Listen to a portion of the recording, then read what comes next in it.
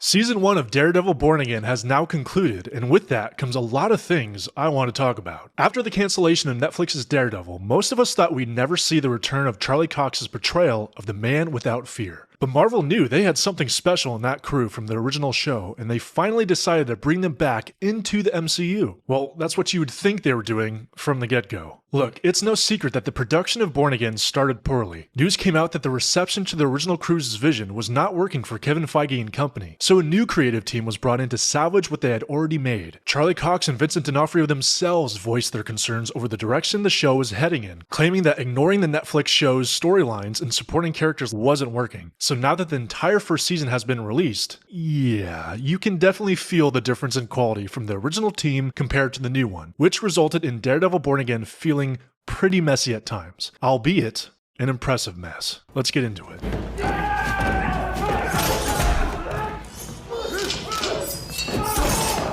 So Born Again starts off continuing the Netflix storyline. We see the return of our favorite trio, Matt, Karen, and Foggy, now working together as the law firm Murdock, Nelson, and Page, which was teased at the end of Season 3. And all seems right in the world of Hell's Kitchen, but it doesn't take long for things to go terribly wrong.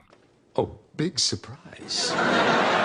In a very ballsy move, Foggy is murdered by Bullseye in an emotional, intense first 10 minutes. The new crew wanted to come in and make their mark right away, even though they knew it would be controversial. And after seeing the entire season, it's still not a decision I would have made, but I also think, with how the story played out, that it wasn't for nothing. But once Foggy is shot, an awesome reunion between Daredevil and Bullseye occurs, ending in Matt throwing Dex off the building in an attempt to kill him. But we all knew that wouldn't be the last we see of Dex.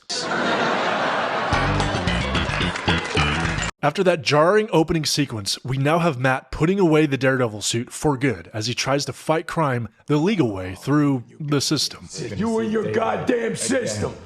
Christ! At the other end, Kingpin is back after his mini vacation in Hawkeye and Echo, and he's now mayor of New York City. Yeah, at face value, I thought this was pretty silly and an unrealistic thing to happen. I mean, I recently rewatched the entire Netflix series again, and to think that this guy would be elected by the people of New York was pretty out there. But then I just had to go out into the real world, read a few headlines, and then it became not so far-fetched. But that's essentially our setup for the show. Both characters are leaving behind their past selves in order to change their ways, but come on, you know that's not going to last very long. Unfortunately though, after that crazy first episode, the cracks in Born Again start to show. Episodes 1, 8, and 9 were created entirely by the new creative team, and 2 through 7, while having some new elements sprinkled in, are mostly by the original crew. And it becomes painfully obvious to point out the moments from that original version. Although I don't know everything that happened behind the scenes, essentially the original vision was focused on Matt's new law firm with Kirsten McDuffie, 2 new cop characters named Cherry and Angie, the White Tiger plotline, and Episode 5's one-off story. Now the new team brought back Karen, killed Foggy, brought back Vanessa, the Punisher, and Bullseye. One chose to completely ignore the Netflix past, while the other embraced it with open arms. Now guess what parts were the best thing about this show? It's a pretty easy answer. After everything fans of the Netflix show experienced with Karen, Foggy, and the other side characters within that series, the introduction of these new ones falls completely flat. Cherry is a weak character. Angie is barely set up in the show. Heather is annoying as Matt's girlfriend, and while I ended up liking Kirsten, it was only towards the end of the season. You, you're cool, and you, I'm out. None of these new characters come even close to what we had in the original show, and like I mentioned earlier, even the lead actors themselves felt that way. But with all that being said, Daredevil Born Again is not a bad show. Far from it. That's why I titled this review an impressive mess, because after all the drama and reworking behind the scenes, this was still a very enjoyable show to me. It's easy for those who are in the loop to see and feel the unevenness of Born Again, but those who have no idea of the changes and just watch the show, yeah, may have felt some tonal differences, but would probably come away thinking this was their plan all along. And that's a compliment to the creators. If you were to rank this show with the first 3 seasons, this is easily at the bottom, but damn it, having Charlie Cox and Vincent D'Onofrio back as Daredevil and Kingpin, at the very least, will never not be somewhat entertaining. They always come through. That's never in question. But Born Again still manages to have some insanely great moments that even go toe-to-toe with the Netflix version. Some of the highlights was the opening of Episode 1, the fight scene at the end of Episode 2, the shocking death of White Tiger in Episode 3, the emotional dialogue between Frank and Matt in Episode 4. Feel good about that? He got life!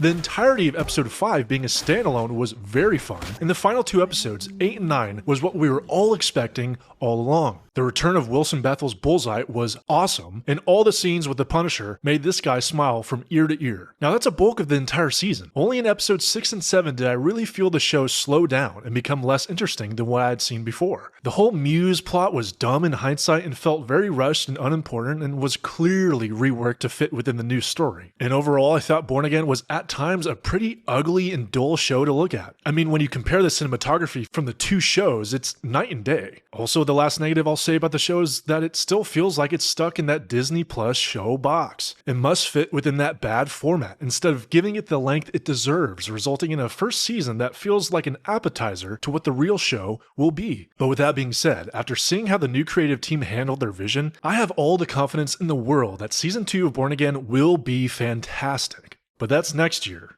not now. It's unfortunate what happened to Daredevil's first foray into the MCU, but I can't say I didn't mostly enjoy my time with it. I mean, there are moments in the show that made my jaw drop, and I think everyone knows what moments I'm talking about. And of course.